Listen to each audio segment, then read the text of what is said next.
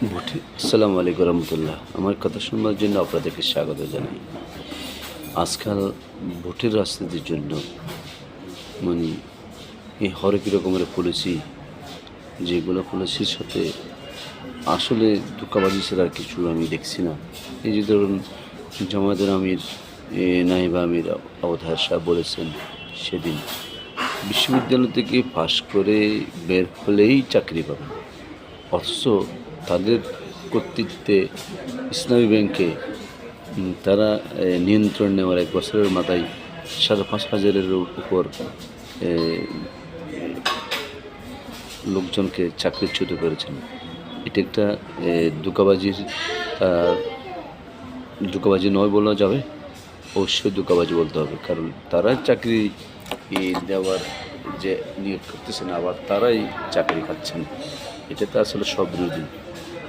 আর একটা দেখা যাচ্ছে কি, মনে করেন আপনার হিন্দু সনাতন ধর্মের সর্ববৃহৎ পূজা শারদীয় দুর্গা পুজো উপলক্ষে দেখা যাচ্ছে কি জামায়াতের বিভিন্ন নেতৃস্থানীয় নেতারা এই পূজা মণ্ডপে নানা রকম অতিরিক্ত এই নিরপেক্ষ হতে গিয়ে আওয়ামী লীগকেও তারা টপকে গেছে।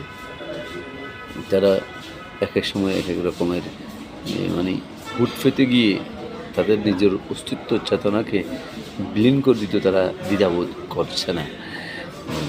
এটা কিন্তু খুব হাস্যকর এবং তাদের নীতি নৈতিকতার বিশাল একটা প্রশ্ন এখানে দাঁড়িয়ে যায়।